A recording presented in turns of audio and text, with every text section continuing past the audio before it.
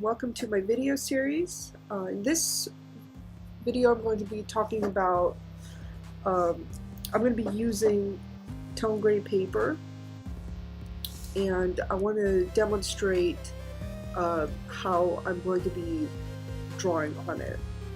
So for this video I'm going to be using the tone gray Strathmore brand, and it's in a 5.5 by 8.5. So I'm really excited to try it because I've done tone paper in the past and I haven't done it in a long time, and I just really wanted to get back into it. So one thing I like to do, because I'm left-handed, is I like to flip it around and work on it upside down, because that way the spirals are on the right side. That way when I'm working with my left hand, the spirals are not getting in the way as I'm working.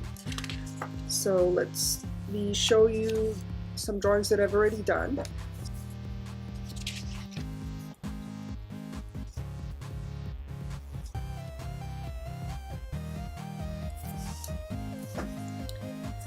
Okay.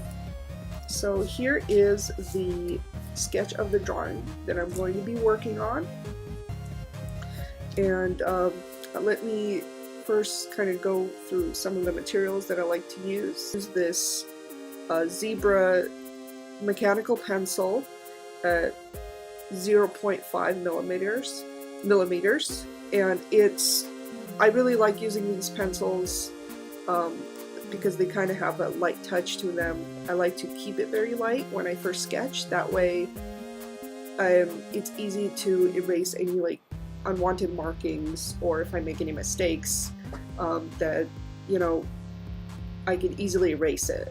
Because if I push too hard, then it's going to be much harder to erase it, and it'll leave a mark on the paper. That's not something you want if you're just trying to work out the details of your drawing first. So once I sketch that out, I'm going to show you some of the pencils and pens that I like to use for this process. So what I did was I went out and I got these colored pencils. They're actually, I'm going to be working with gray tones on this one. So what I did is I got a few of these white pencils here. These are, this is going to be good for like highlights and lighter areas that I'm going to be shading. These are Faber-Castel brand. They're really good, really really high quality brand of colored pencils. I definitely recommend them. Also, some people like to use Prismacolors. I also have Prismacolors I like to use. Those are another good quality brand. I definitely recommend a good quality.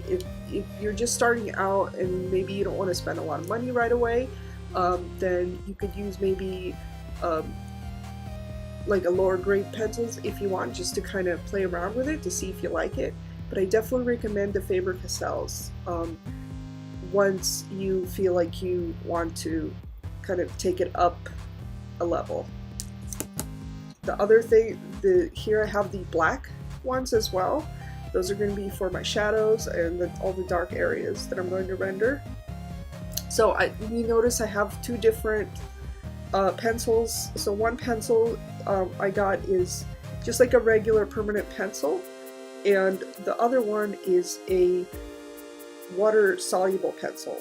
So that one is, I wanted to test it out for if I wanted to like maybe play around with using markers and being able to blend the texture of it a little bit better.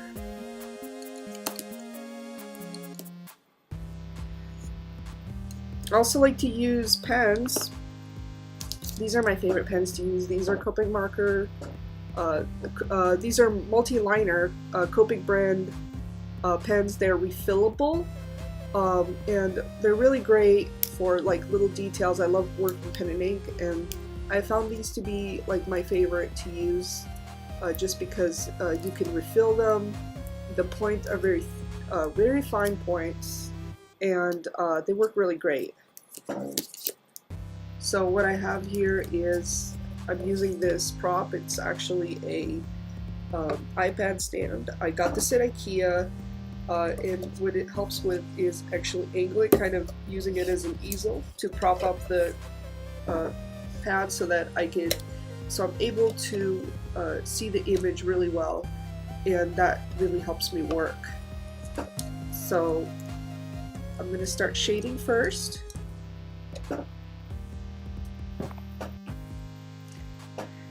I'm giving it a very light touch, so I'm actually building up the layers, going from light to darker and darker. So right now I'm just filling in all of the dark tones, and so what I'm going to do is, for the rest of the video, I'm going to speed it up, and that way you could see the entire process from start to finish. So thank you very much and enjoy the video.